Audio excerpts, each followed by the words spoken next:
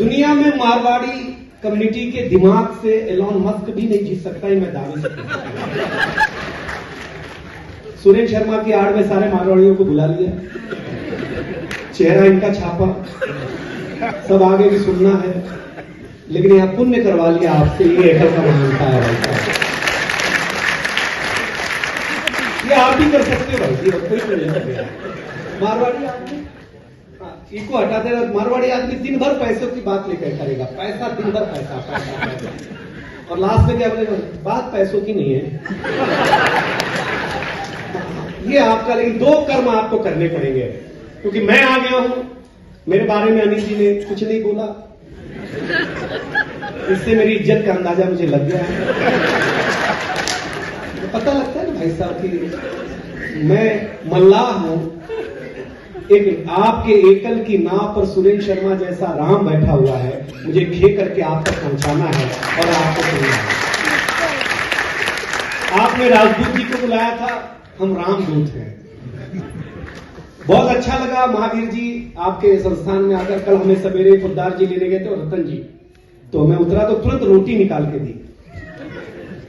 मैंने कहा कि रतन जी और पोद्दार साहब, विनोद पोद्दार साहब, जिस आदमी के संस्कार में ये हो कि एक आदमी मुंबई से चल के आया, वो भूखा होगा, उसे पानी बाद में मिलेगा तो चल जाएगा, तो रोटी पहले मिलनी चाहिए। जो आदमी कभी की रोटी का ख्याल रखता है, वो एकल के द्वारा विद्यालयों में पढ़े जाने वाले बच्चों के भविष्य का कितना ध्यान रखेगा, ये कहने की बात नहीं है। मैं बधाई देना चाहता हूँ आप लोगों को, बहुत अच्छा लगा। देखो तालियों में बजाने का, भारतीय लोग हैं, भारतीय आदमी की आदत होती है कि सत्यनारायण भगवान की कथा अगर 10वीं बार भी सुन रहा हो, तब भी जब तक पंडित ना कहे कि अध्याय समाप्त हुआ, तब तक हम अक्षत फूल नहीं छोड़ते, क्योंकि हम ठीक से सुन ही नहीं रहे होते। गलत बोल रहा हूं क्या? सुरेश शर्मा को आपने 50 साल से सुन रहे हैं, 50 साल से। अगर पहली बार ठीक से सुन लिया होता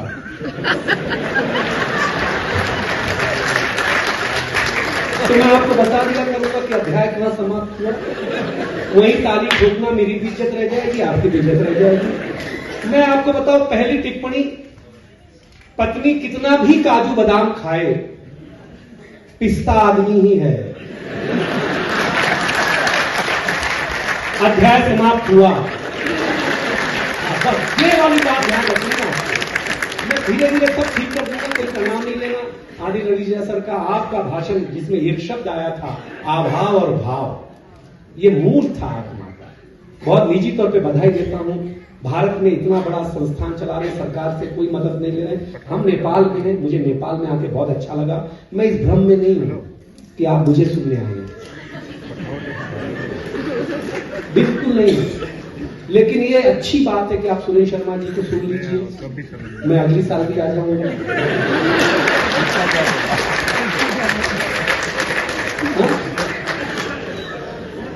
मॉनिटर हटा देना भैया, इको हटा देना। इको रहता है ना तो ऐसा लगता है कि मैं और मेरे पिताजी साथ में बात कर रहे हैं, तो आप कोई टेंशन लेना नहीं। 2 निवेदन किए हैं मैंने, खूब हंसिएगा। जिंदगी में ऐसा कोई मेकअप नहीं बना कि आप उदास हो, अपने चेहरे पे लगा लें तो आप सुंदर लगने लगे। ईश्वर ने एक मुस्कुराहट दी है, चेहरा कैसा भी हो सिर्फ मुस्कुराते रहिए, दुनिया के सबसे खूबसूरत आदमी हैं। आज बहुत अच्छा लगा जब सुरेश जी ने बताया मुझे, आज 2 महीना पहले भी, दिनेश नेपाल चलना है। मैंने कहा चलिए चलेंगे। फिर मन में आया कि आस्थावान लोग हैं कि भगवान का दर्शन भी कर लेंगे, पशुपतिनाथ का। और कपिल जी मिल गए, बहुत अच्छा लगा कि उन्होंने मुझे इतने मन से दर्शन कराया भगवान का। तो 9:30 से पहले दरवाजा खुलवा दिया। इससे पता चलता है कि यहाँ भगवान की कम, मारवाड़ियों की ज्यादा चलती है। गलत बोल रहा हूँ, गलत महावीर जी गलत बोल रहा हूँ क्या? भगवान की कम चलती है, आपकी ज्यादा चलती है। तब मुझे भगवान पर भरोसा कम था, भाई पे भरोसा बहुत ज्यादा था। बहुत मन से, बस ऐसे ही ये उत्साह चाहिए। जितनी महिलाएं हैं बिल्कुल आए हुए हैं, आपको अच्छा लग रहा है मुझे देख करके। देखिए दुनिया में जो काम एकल कर रहा है, मैं एकल को बहुत दिनों से फॉलो करता हूं। चाहे अभी तो रामदेव जी आए थे, एक आयोजन में कथा था, सुरेंद्र जी थे, सारे जी थे, बाबू जी। बहुत अच्छा लगा एकल परिवार का आयोजन देख करके। और जीवन में अगर भारत जिंदा है ना, तो इन्हीं कामों की वजह से जिंदा है। आपके योगदान की वजह से हुई। हम तो बाबूजी 5 साल के थे, 5 साल के। अब आपको सुनाता हूं। देखिए, कविता सुनने की एक ही शर्त है कि आप कान से नहीं ध्यान से सुनेंगे। कान से सुनने वाली बात आप भूल सकते हैं, ध्यान से सुनने वाली बात आप कभी भूल नहीं सकते। कान से नहीं ध्यान से सुनिए। हम 5 साल के थे तो हमारे पिताजी हमें स्कूल में जमा कराने ले गए। एडमिशन अब होता है, अब तो कॉन्वेंट कल्चर है, कॉन्वेंट कल्चर। एक फादर घर में, अध्याय समाप्त हुआ। ट्यूशन अलग से, टेंशन अलग से। हमारे जमाने में ऐसा नहीं होता था। हमारे जमाने में 2G 3G नहीं था। एक गुरुजी थे, एक ही थप्पड़ में नेटवर्क पकड़ लेते थे। हमारा जमाना क्या था? ऐसे स्कूल होता ही नहीं था। बगीचे में मास्टर साहब बैठे हुए, ऐसे हम खड़े, ऐसे मेरे पिताजी खड़े। तो मास्टर साहब ने पिताजी से पूछा, किसका लड़का है? तो मेरे पिताजी भावुक हो गए, बोले मास्टर साहब आपका ही है। अब मैं टेंशन, जिसको मैं 5 साल से बाप समझ रहा हूं, वो तो अपना है नहीं। विवेकानंद जी के फोटो आई थी, मैं आपको एक टिप्पणी करूंगा, आप अपने आप तालियां रोक के बताना साहब। एक जमाना था कि एक बाप जब एक मास्टर को, एक गुरुकुल के अध्यापक को अपना बेटा सौंपता था तो ये सोच के सौंपता था कि ये मेरे बेटे को विवेकानंद बना के भेजेगा। आज से बाप यही है। आज हम लाखों रुपए की फीस दे करके भी एक विद्यार्थी नहीं पैदा कर पा रहे हैं। तब एकल जैसे विद्यालयों की जरूरत है। आपको क्या बताओ, पहले दिन ही ब्लैक बोर्ड पे मास्टर ने लिखा हिंदी के बगल में एक बिंदी लगाई। तो हमने मास्टर से पूछा, ये बिंदी क्या है? बोले ये अनुस्वार है। हमने कहा सर, हमने रविवार सुना, सोमवार सुना, मंगलवार सुना, ये अनुस्वार क्या होता है? बोले ये हिंदी का श्रृंगार है। हम घर आए तो हमारी चाची ने बड़ा सा अनुस्वार लगा रखा। हमने चाची से पूछा ये क्या है? चाची ने बोला बेटा ये चाचा है। तो चाचा है? हम कंफर्म करने के लिए भाभी के पास गए। हमने कहा बाबू भाभी ये कौन है? बोले बाबू ये भैया। हमारा माथा खराब हो गया। हम शाम को वॉश मशीन में मुंह धो रहे थे तो देखा चाचा नल की टिटोटी से चिपका हुआ, वॉश मशीन के आईने से चिपका हुआ। चाचा को जब मैं कमोड पे चिपका हुआ पाया, भाई साहब इतनी गुस्सा एक दिन में चाचा की मेरे कभी नहीं देखी। सवेरे हम कहाँ लगाए जाते हैं, शाम को कहाँ चिपकाए जाते हैं। ये इतनी दुर्दशा मत किया करें। और मेकअप रूम के आईने पे जब 4-5 चाचा एक साथ चिपके हुए तो मैं कंफ्यूज हो गया, इसमें मेरा वाला कौन सा है? आप क्या करते हैं? दुनिया कहती है कोई बहुत अच्छा है, आप लोग बहुत मन से सुन रहे हैं, बहुत अच्छा लग रहा है। पीछे वालों तक मेरी आवाज अगर पहुंच रही हो तो एक बार सब लोग देखिए, बात कविता की नहीं है। कविता ये फागुन का रंग है।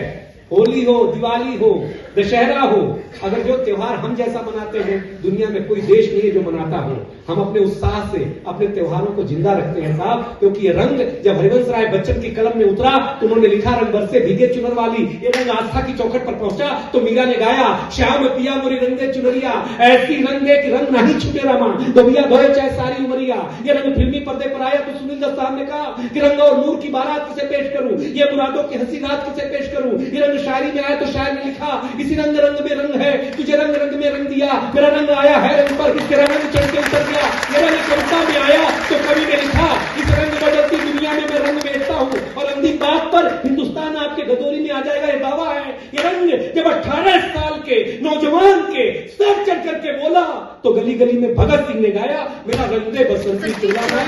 ये कविता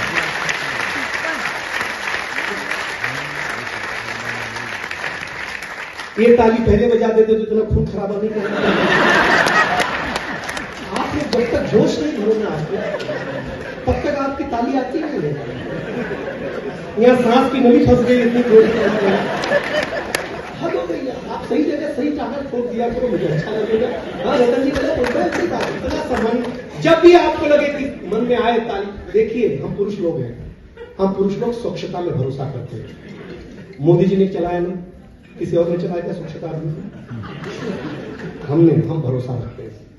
नहीं भरोसा तो सुनो, हम पुरुष लोग नाई की दुकान में बाल कटा करके, दाढ़ी बना करके आते हैं घर में, आते ही नहाते हैं। किसी महिला को ब्यूटी पार्लर से आने के बाद अध्याय समाप्त हुआ है, सबको बजाना। अगर आपने मुंह धोते हुए भी देखा, पुरुष लोग हमारा मुकाबला ही नहीं, हमारा अलग काम है भाई साहब। लेकिन आप हैं तो हैं, हम शंकर के दर्शन के लिए गए। हम तो शंकर से कहते हैं जय धूत भावन घन सावन नित्य सावन सुंदरम, जब जूट गंग निनाद कलकर सकल ताप विमोचनम, छग सघन सन सग शिशोभित नित्य शुभ विद्यावरम, जय भक्त वत्सल काव्य कुशल परम हित जय श्रीकरम, ध्वनि गंग मधुर मृदंग भंग सुमंग वज्र भूषितम, अति मधुर हास विलास कर। शंकर कैसा देवता है, दुनिया के लिए मंदिर में जाना पड़ता है, मंदिर में जाना पड़ता है। हमारा पशुपात पीना, मंदिर में भी जाओ, शमशान में भी जाओ तो दर्शन मिल जाएगा महाराज। शिव तो मुक्ति का देवता है। और मैं नेपाल में हूं, बहुत अच्छे ख्याल में हूं, क्योंकि मैं नेपाल में हूं। बहुत अच्छा लग रहा है। मैं बहुत बड़ी बड़ी बातें नहीं करूंगा, और मैं दुनिया में जानता हूं भारतीयता, हम भारत के लोग। एक अंग्रेज आए, बोले क्या तुम्हारा हिंदुस्तान? हम तुलसी माता के पौधे के पास ले गए, हमने कहा ये हमारी अम्मा है। बोले तुम मां बोलती हो? बोले हम सनातनी है, ये पेड़ पौधे अगर ऑक्सीजन न दे तो हम मर जाए। एक मां मुझे कोख से जन्म देती है, इसलिए वो मेरी मां है। ये पेड़ पौधे, पीपल, आप लोग योजना चलाते हैं, पीपल सर्वाधिक ऑक्सीजन देता है। ये पेड़ पौधे अगर ऑक्सीजन न दे तो हम मर जाए, इसलिए हम तुलसी माता को मां की दर्जा देते हैं, आंगन में जगह देते हैं। अंग्रेज को समझ में नहीं आया, उसने उखाड़ करके सबके पत्ते अलग कर दिए, बोलिए तेरी माता। अब मेरे अंदर का हिंदुस्तान जगा। मैं उसको एक खुजली के पेड़ के पास ले गया, हमने कहा पिताजी को दे दो। उसने पिताजी को उखाड़ा, पिताजी ने ऐसा कार्यक्रम दिखाया, उसके बाद से सारे अंग्रेज लाज पैदा होने लगे। पहले काले पैदा जा करते थे, हमको जीत जाएंगे, हमको जीत जाएंगे। किसी अंग्रेज को तकलीफ देनी है, कुछ मत करो, घर पे बुलाओ, दिवाली के दिन कुर्ता पिजामा पहनाओ, पिजामे के नाड़े को 3 गांठ ज्यादा लगाओ, फिर उसे गर्म दूध पिलाओ, फिर ठंडा पानी पिलाओ, फिर चिल्ड एसी में बिठाओ। 25 मिनट बाद जो आपातकालीन परिस्थिति निर्मित होगी, अंग्रेज खुद ही कहेगा अध्याय समाप्त हुआ। हम भारतीय लोग हैं, हमारा सनातन धर्म ऐसा कुछ है ही नहीं दुनिया में। आप कभी वैज्ञानिक दृष्टिकोण से चर्चा करेंगे तो आपका एक रामदेव जी आए हमारे देश में, दुनिया सांस लेना सीख गई है। हम तो नेपाल में जिस होटल में यात्री में रुके हैं, कलकत्ता के में, बहुत सर आप जी बहुत प्रणाम करता हूं, बहुत अच्छा होटल बनाया है। मारवाड़ी समाज की जो दृष्टि होती है ना भाई साहब, एक मारवाड़ी आदमी मच्छरदानी खरीद के लाया, छेद था तो वापस करने नहीं गया, 1 फीट की दूरी पे दूसरा छेद किया, उसने एक पाइप फिट की, इस छेद से उस छेद से बाहर कर दिया, मच्छर इधर से घुसे,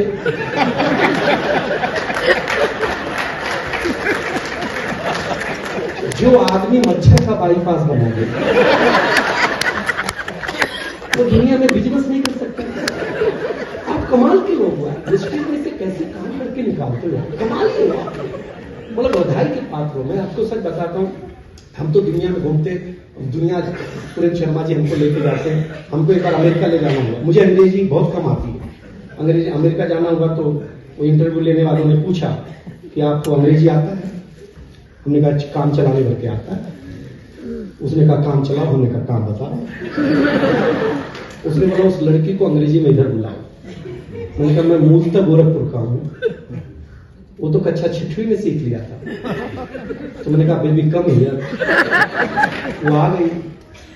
वो जो इंटरव्यू में लाने वाली लेडी थी, उसका जो ट्रांसलेटर था वो राजस्थान का भाई था, खेम का जी कुछ। उसने बोला ये बहुत होशियार बन रहा है खुद का, अपन इसको और सिखाएंगे। मैंने क्या सिखाओगे? बोले अब इसी लड़की को वापस वहां भेजो।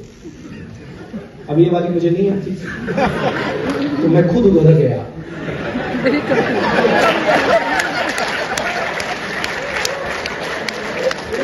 12 साल का वीजा मिला, अमेरिका का भाई कैसे बता रहा हूं आपको, हमसे जीत जाएंगे, इनकी औकात नहीं है भाई साहब। हम अमेरिका में गए, चाचा जी मेरे साथ थे, बोले चल चल। पहली बार अमेरिका था तो एक ग्लैमर था दिमाग में कि क्या अमेरिका क्या अमेरिका क्या अमेरिका। साहब गए वहां ना, पानी पीने प्यास लगी मुझे, तो पानी पीना ही नहीं समझ में आ रहा था। चाचा जी आए, बोले कि पानी पीना है? मैंने हाँ। बोले हाँ ऐसे एयरपोर्ट पे बटन दबाओ, ऐसे पानी आएगा, पी ले। मैंने बटन दबाया, रवि सर पानी आया, कुत्ते जैसा पानी पिया था। एयरपोर्ट पे पानी पीता हुआ आदमी दिखता, 2 मिनट में कुत्ता बना दिया मेरे पास। तो सूरज जी बोले क्या हुआ? मैंने कहा एक फीलिंग अलग आ रही है, पीना नहीं चाहता हूँ। अब पानी आधा ही पिया था, दूसरे एयरपोर्ट पे गया तो मैंने बटन ढूंढना शुरू किया। बोले दिनेश ये अमेरिका है, टेक्नोलॉजी चेंज करते रहता है, यहाँ हाथ से दबाने से नहीं आएगा, यहाँ पैर से दबाया। पैर से दबाया, पानी आया। तीसरे एयरपोर्ट पे गया तो दोनों ढूंढा, दबाने वाला भी पैर से दबा, भाई नहीं। सुरेंद्र जी फिर आए, 80 साल का अनुभव भाई। बोले पानी पीना है क्या? बोले कहा। बोले बेटा यहाँ सेंसर लगा, तुम मुंह आगे कर, अपने आप पानी आएगा। भाई साहब मैंने मुंह आगे किया, पानी मुंह में नहीं आया, सर के ऊपर से निकल गया। अनुभव नहीं ना अपनी बात को, लेकिन आप सचमुच मन से सुन रहे हैं। देखिए दुनिया कितनी भी तरक्की कर ले, हमारा भारत, हमारा नेपाल क्या है। दुनिया में आप बिजनेस स्कूल में, फैशन डिजाइनिंग के स्कूल में अपने बच्चे को फैशन डिजाइन सिखाने के लिए लाखों रुपए खर्च करते हैं। हमारे पूर्वजों ने, हमारे राजस्थान के पूर्वजों ने 2 कपड़े डिजाइन किए, एक साड़ी और एक धोती, जिसमें एक सुई नहीं लगी, न एक धागा लगा। लेकिन आज भी किसी भी परिधान पर वो परिधान भारी है, क्योंकि उसे बंगालन पहनती तो बंगाली लगने लगती है, उसे महाराष्ट्रियन पहनती तो महाराष्ट्रियन लगने लगती है, उसे गुजराती पहनती तो गुजराती लगने लगती है। बताइए हमारी पूर्वजों की पूर्वजों में। हम तो अभी आए आपके होटल में तो एक कुत्ते को बिस्किट खिलाया, कुत्ता बिस्किट खाते कभी ऐसे पलटी मारे, कभी ऐसे, कभी ऐसे, कभी। मैंने पूछा, बगल वाले भाई ने पूछा क्या खिलाया? मैंने कहा ये पतंजलि का था।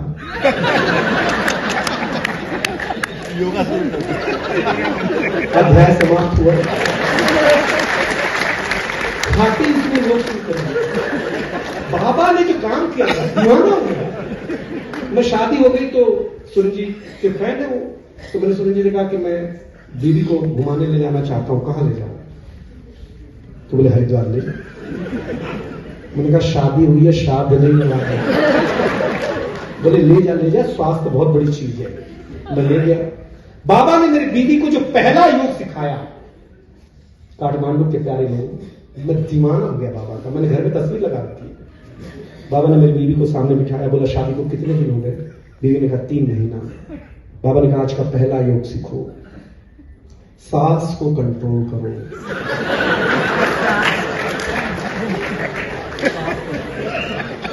वो मेरी मां को करने लगी। और मैंने कहा सांस बोला, सांस तो नहीं बोला। बीबी बोली जो जल्दी फायदा करेगा उसी को ना करेंगे। तो सही बताया, वापस जाऊंगी, वापस जाऊंगी। तो दूसरे दिन वापस ले गया। बाबा ने कहा कल बताया था ना सांस को कंट्रोल करो, आज दूसरा योग सीखो, सांस को बाहर छोड़ो। मैंने कहा बाबा योग करा रहे कि क्या करा रहे हो? मैं बोला हरिद्वार नहीं जाएंगे, इलाहाबाद जाएंगे। इलाहाबाद में नागा बाबा जैसे ही डुबकी लगा के मेरी बीवी बाहर निकली तो दिख गए। तो बाबा पीछे लग गई। मेरा पति काठमांडू में खूब अच्छे से सुना जाए, पूरी जनता की तालियां मिले, अच्छा पैसा मिले। वो नागा बाबा 10 मिनट सुना, 15वें मिनट में भड़क गया। वो बोला मैं नागा बाबा हूं ही नहीं, मैं नहाने गया था, किसी ने कपड़े चुरा लिए। हम इतने आधा आस्था मान लो, किसी को भी बाबा मान लेते हैं। लेकिन मैं जानता हूं कि आप सुरेंद्र जी के लिए खड़े हैं। दुनिया में 2 बातें कहना चाहूंगा आप लोगों से। आपको ईश्वर ने अगर धन दिया है, उस धन की परिणति ऐसी हो कि कई पीढ़ियां आपको याद करें और आपसे संस्कार लें, जो कि ये कर रहा है कि आप अपने माध्यम से स्कूल दें। शिक्षा बहुत बड़ी चीज है आज के तारीख में। मैं भारत से हूं, मुझे गर्व है कि मेरे लोग यहां आकर के, मुझे एक मारवाड़ी आदमी आज नहीं मिला जो नेपाली न बोलता हो।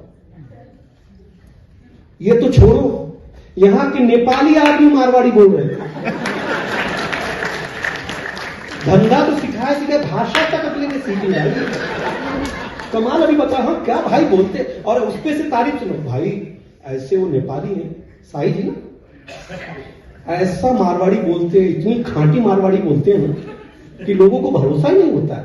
जो आदमी को आपने मारवाड़ी सिखा दी हो, उससे धंधा करना या करवाना कितना आसान काम है। दुनिया में आज मारवाड़ी समाज ने 2 चीजें जिंदा रखी है, एक बिजनेस और एक संस्कार। आज भी घर में अगर उनके जाओ तो कटोरी में 8 कटोरियां लगा करके उनके पास से खाना आता है। कल हमने खाना मंगाया था, इतने आइटम भेजे आपने, खुश हो गया। जो इज्जत आप हमें दे रहे हैं, ये अगर मुझे घर मिल गई होती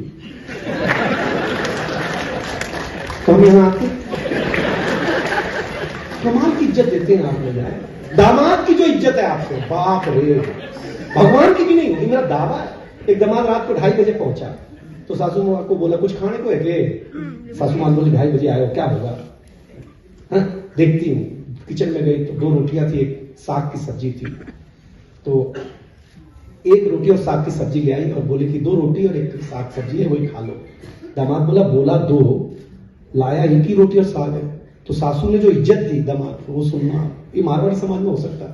सासू ने बोला बोलना पड़ेगा कि और लो। इतनी रात को कौन बनावे जा रहे हैं? तो ये आपकी इज्जत है, आप और कुछ नहीं। एक कविता सुनाता हूं आज की त्रासदी। आपको लगे कि दिनेश बावरा ने आपके, देखिए, कृष्ण जी के बांसुरी के कान में है जान, लेकिन सुनने वाले भी कान राधा जैसे चाहिए। यहां कोई तुलसी कबीर रसखान नहीं, पर कवि होने का सम्मान हमें चाहिए। होली के रंग में हैं आप, पूरे उमंग में हैं आप। ये पत्नियों को बधाई देता हूं। ये साड़ी की दुकान में जाती है, साड़ी के शोरूम को यूक्रेन बना देती है। लगता ही नहीं कि वो शोरूम है। जब तक अंतिम साड़ी न निकलवा के बोल दें वो वाली निकालो, वो वाली। अगर उन पत्नियों ने आपको चुना है ना, जो साड़ी का शोरूम कर देती है, तो ये बहुत भाग्यशाली है। मैं पति लोगों को बता रहा हूं, अगर जो साड़ी चुनने में 2 घंटा लेती है, अगर उसने आपको चुन लिया है तो आप कितने भाग्यशाली लोग हैं। देखो कैसा खुश हो रही है। आप शुरू किया है इसमें, अब तक तो बदनामी कर रहा था ये। महिलाओं का खुश करना भाई साहब, घर सुखी रखना, खुश रखो इनको। अभी बताएंगे, उनके स्पेशलिस्ट ये हैं। बता रहा हूं, ये स्पेशलिस्ट आदमी, मतलब इनको देख के लगता है कि ये सचमुच प्रताड़ित है। सर पे बाल नहीं है, आंखें बाहर निकल आई हैं। सच बताता हूं, फ्लाइट में तो आते हैं कुछ लोग, गुरु देते बापू। मैंने बोला बापू? बोले यार, दुनिया में भगवान को वश करना आसान है, पत्नी को वश में करना आसान नहीं है। तब आपके बीच में एक कविता सुनाने का मन है। आजकल वो कविता हर एक जगह पहुंची हुई है। मैं आपको, अब तक मैंने क्या सुनाया मुझे पता नहीं, लेकिन जो भी सुनाया अच्छा ही सुनाया होगा, ये मेरा दावा है। और मैं आपको एक अच्छी बात सुना करके एक कविता सुनाता हूं, क्योंकि सुरेंद्र शर्मा जी को सुनना किसी गंगा में स्नान करने के बराबर का पुण्य होता है।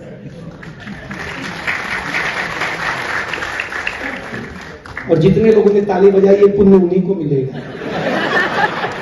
और सब लोग तो ऐसे बैठे जैसे बैठने आए हुए हैं। खाना अच्छी बात है, खाओ। एक बार तो मैं सुनील शर्मा जी के घर पे दोपहर को गया, तो बोले आओ दिनेश डिनर करो। हमने कहा चाचा आपको पद्मश्री किसने दे दी? आपको पता होना चाहिए रात के खाने को डिनर बोलते। तो इन्होंने बोला इसलिए पद्मश्री मिली है, ये रात का ही बचा हुआ है।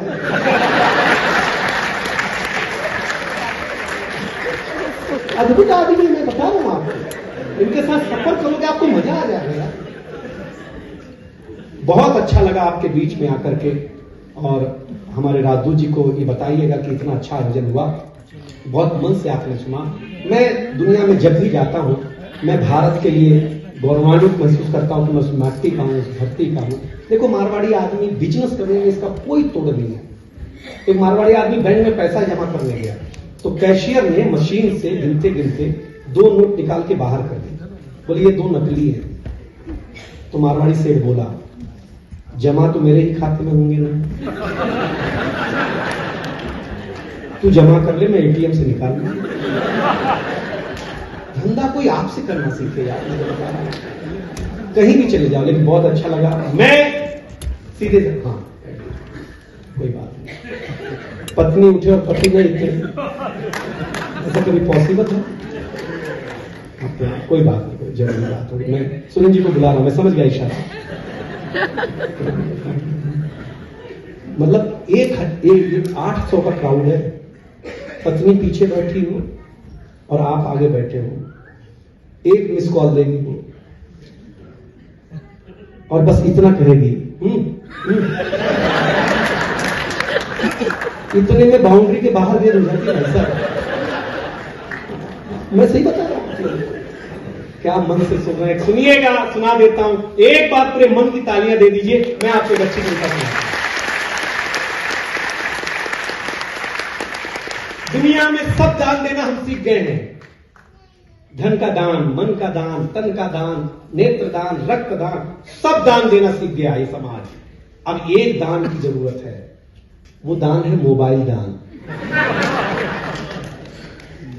व्हाट्सएप फेसबुक का दान कि आज के बाद इसको नहीं चलाऊंगा या कम से कम चलाऊंगा, परिवार को समय ज्यादा दूंगा, मैं व्यंग के साथ पहुंचूंगा आप तक।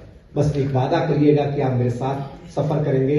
सुनिए कि सूरज तेजी से ढल रहा है, जमाना काठमांडू वालों, एकल वालों, जमाना रोज बदल रहा है।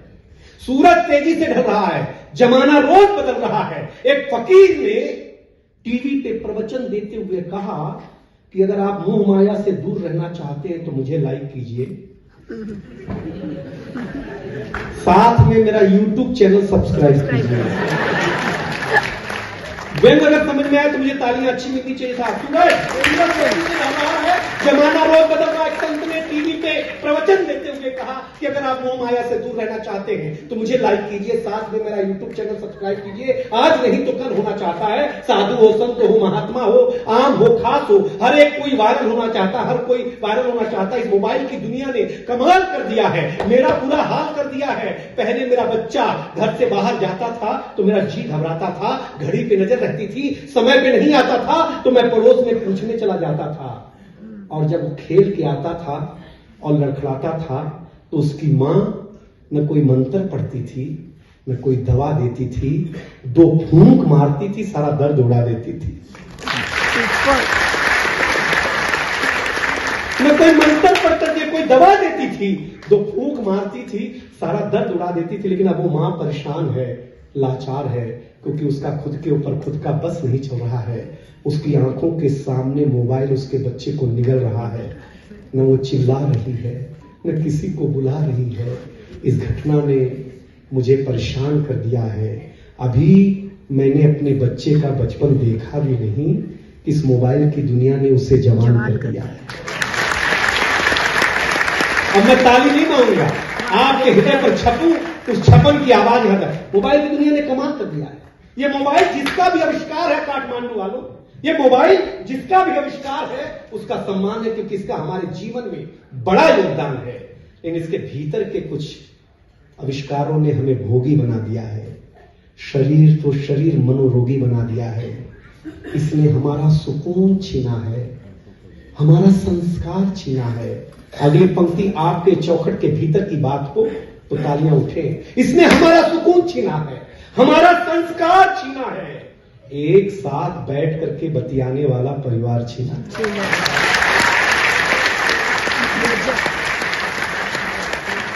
इसने छीना है नई किताब की सुगंध को। अगली पंक्ति फिर आपके संस्कारों से जोड़ रहा दिनेश पावरा। इसने छीना है नई किताब की सुगंध को। इसने छीन लिया है विवाह के निमंत्रण पत्र पर हल्दी की गंध को। इसने घूंघट छीना है, हर रात छीना है, चैट की आड़ में संवाद छीना है। आप कहेंगे कि ये सब नुक्ता चीनी है, लेकिन कलेजे पर हाथ रखेंगे तो कलेजा फट जाएगा, क्योंकि इसने आपके जीवन जीने का आधार अर्थात उत्सुकता छीनी है। हम अतिथियों का इंतजार कैसे करते थे बच्चे? उत्सुकता छीनी है, उत्सुकता छीनी है, उत्सुकता छीनी है। 2 लाइनों पर फिर आपकी ताली मिले। दुनिया तूने कुछ अजीब सा परोसा है। आज हमें गुरु से ज्यादा गूगल पे भरोसा है।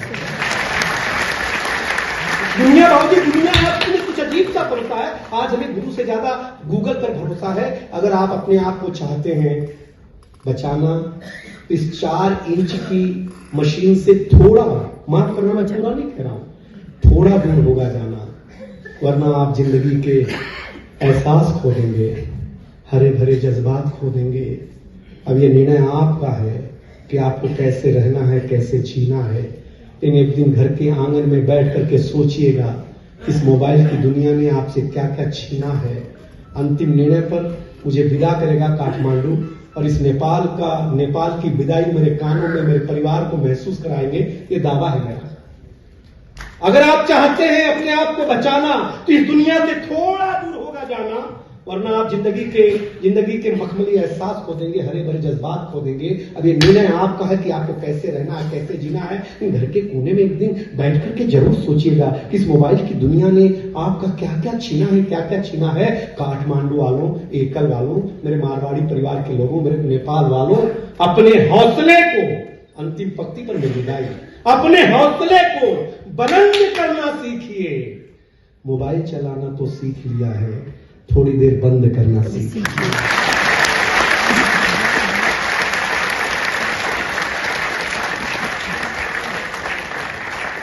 बहुत अच्छा लगा। मैं आपकी बुद्धिमत्ता को, आप रिस्क नहीं लेना चाहते। मारवाड़ी समाज रिस्क बिल्कुल नहीं लेता है। देखिए, गुजराती, मारवाड़ी और मुंबई से मैं आया हूं, तो तीनों की खासियत है, चलती ट्रेन से उतर जाए तो वो आदमी महाराष्ट्रियन है, टाइम वेस्ट नहीं करता। एकमात्र मुंबई है, महाराष्ट्र में मुंबई, जो घड़ी में भी 9:56 की ट्रेन होती है। आप सोचिए, टाइम का बहुत वैल्य't है महाराष्ट्र में, मुंबई में, टाइम वेस्ट नहीं करेगा। पूरी गाड़ी रुकने के बाद आराम से उतरे, वो आदमी गुजराती है, वो कोई रिस्क नहीं लेता। गाड़ी रुकने के बाद पूरा डब्बा चेक करके उतरे।